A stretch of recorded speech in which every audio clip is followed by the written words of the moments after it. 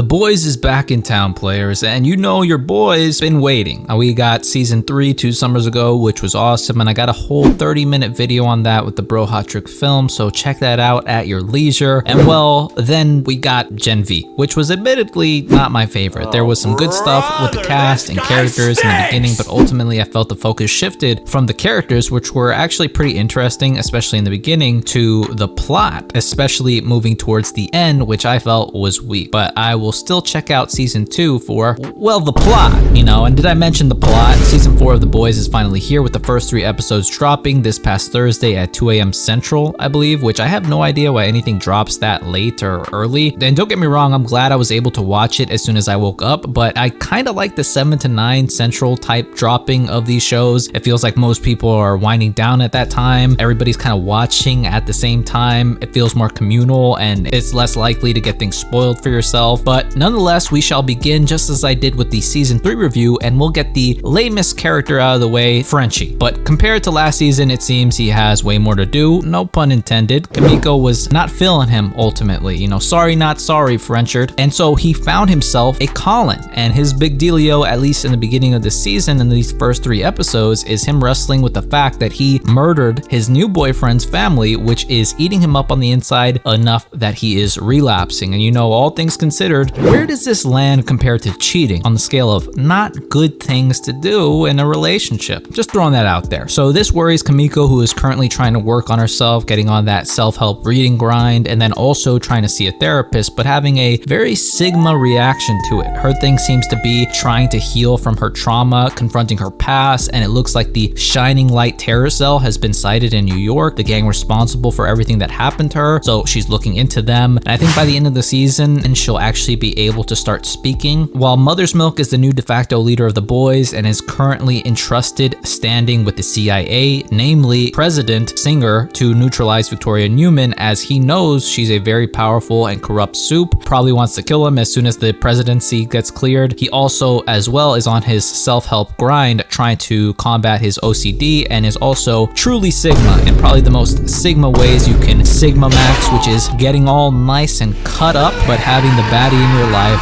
not choose you still. Mother's Milk, you'll always be enough to me, player. Speaking of bad biddies though, Victoria Newman is essentially trying to bide her time until the election gets certified to usurp Singer, but she is getting friction from Hughie, who is still holding her Red River files over her head, letting her know that she's insane for shooting up her daughter with Compound V, turning her into some monster. She almost got them too, but luckily Butcher did not go through with his deal and instead sent her Marvel Studios Secret Invasion. You know, that's why she had such a taken aback reaction, players. If that wasn't enough, Homelander is basically letting her know, like, once you become president, we're actually gonna be the ones in charge, and she'll be forced to come out as a soup, so she is pretty much fucked, at least right now. Not unlike Ashley this season, who besides doing some king treat, I mean ball crushing, she is as well getting her proverbial balls crushed. Metaphorically, that is, or like, you know, the girl boss version of that, or whatever, call her daddy, you know, the thing. Go, you know the thing. And she's rocking this Flavor Town Burger King flame broiled ass pantsuit. She's getting it from all angles. She's essentially become obsolete, with Sister Sage taking over for her effectively as CEO. She can't even quit for fear of becoming a loose end like Annika and getting lasered. Also, the Deep is stepping up to her now, so that's at least 500 minus aura right there, so she's in deep shit. Speaking of deep, he was in the first episode about to go deep on A-Train's Glizzard, okay, upon request from Homelander, and this was just insane and funny as hell. Like, Chase Crawford, the girls had you first, and now you're for the boys, brother, cause he is so hilarious at what he does with this character. Like, the first 2 seasons, I loved what they were doing with him, but then in season 3, it seems he was just kind of used as a joke, which I was fine with. It was funny, but he's such a goldmine of a character when you actively put him through things. He has this like tendency to punctuate his lines, either the beginning or ending of them, with this like serious but so unserious face that just exudes so much insecurity. It's so good. Also, besides the obvious atrocities with Ambrosius the octopus, voiced by Tilda Swinton of all people, almost everything he does is like comically gross or ridiculous, like grabbing handfuls of fries and dumping them on his plate, or even licking his fingers with the blooming onion. Like, I don't know how he does it, but bro is just built strange. It looks like besides that whole head debacle from the beginning, this is setting him down a path of actually trying to stick up for himself, which could get pretty interesting considering our cliffhanger for him was him and Sage getting after it, okay? And now I would just like to declare player, Susan Hayward, in this video that you'll never see, that most people will never see. I want to say I was unfamiliar with your game, but now I am familiar with that game, okay? We've got another baddie in the mix, players. As the smartest person in the world, Sage has been recruited by Homelander after being tired of being surrounded by nothing but yes men, and is advising him on how to actually move to accomplish his goal of leaving Ryan a world as pure as marble, in return for giving her the means by which she can actually test out her theories on a global scale. Too good to pass up. She seems to have several different grand plan blueprints she's just setting into motion, and then even some I imagine she's got that she will be overlaying on top of Homelander's. She was behind turning Todd and the other Homelander fanatics into pseudo-martyrs, inciting that riot, recruited Firecracker, who is essentially our all-right figurehead for the show, for the purpose of tarnishing Starlight's name, because apparently Starlight was a real mean girl bitch to Firecracker during their pageant days, spreading nasty rumors about her. And Annie's whole thing this season is trying to rally people, but is having issues with raising enough funds, and is conflicted by embracing her role as Starlight due to all the associated funk around that identity, but knowing, you know, people want and need a symbol like Starlight. But if someone goes around discrediting her as not so pure, that could have a pretty decent domino effect. Either way, all these women can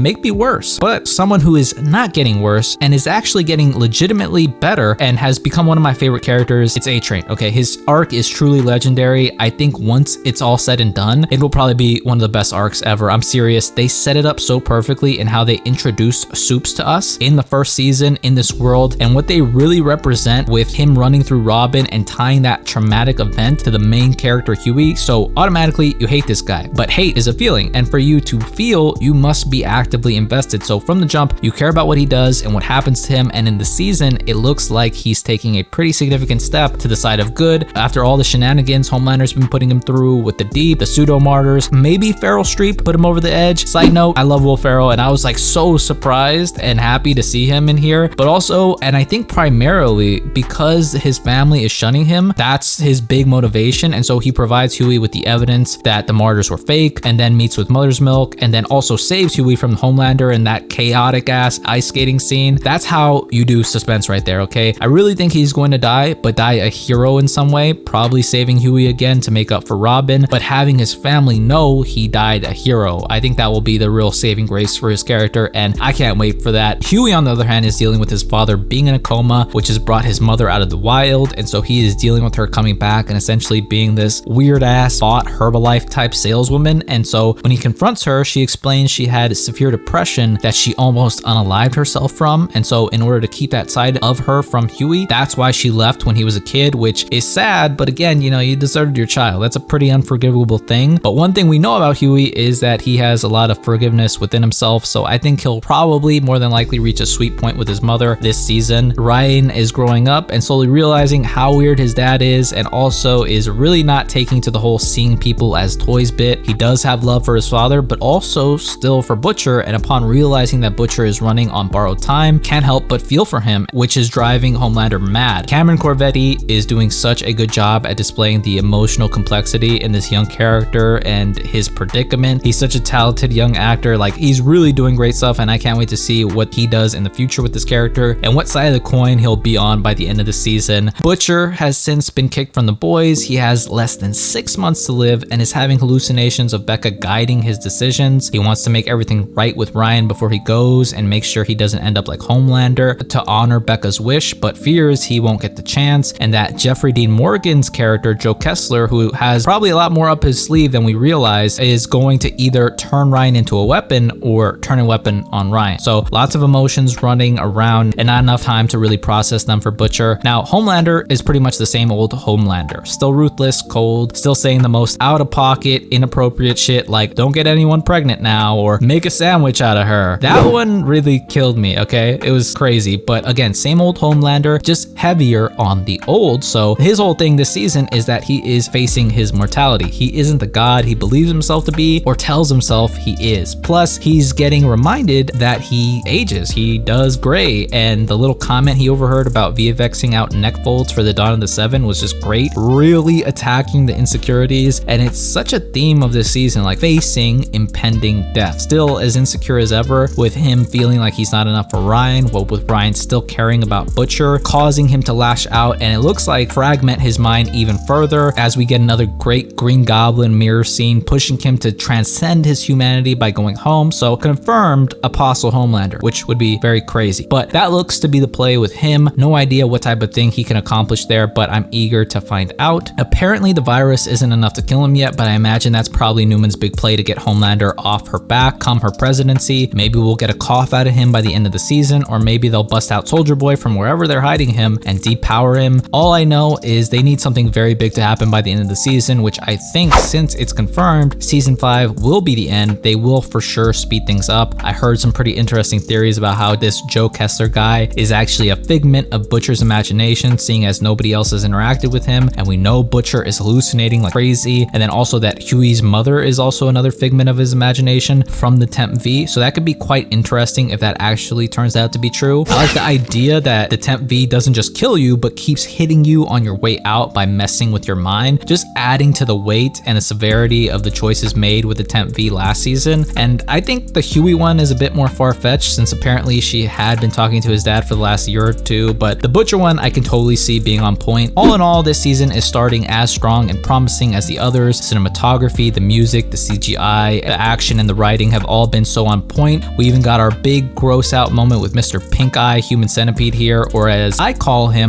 Waiting Man. I think a lot of people were hating on this show for a minute, partly valid due to it taking a lot of time to get to places, leaving people feeling like there's no real progress being made, and then also being very edgelord in nature. But the thing about all that is that it's balanced by being a really emotional, well-made, and poignant show. It's delivered some of the most memorable scenes and characters in current day media, and I think especially for when it came out, it set a new standard for how good superhero shows can be. So as far as I'm concerned, season 4 is currently at a fluctuating 8.5 to 9 out of 10. I believe it was around season 2 where Kripke said they aren't trying to go bigger but deeper, and it still surprises me how they're able to pull more meat from these characters. Not like that, but there's still more to be explored with them after 4 seasons. Great stuff all around as per frickin' usual, players, but let me know what you thought of the show, whether you liked it or not. Any theories or predictions, I'm all ears for. If you liked the video, leave me a thumbs up, comment down below, and if you want, subscribe. I always appreciate it. Thank you guys so much for watching. I hope all of you guys are well, and I will see you in the next one.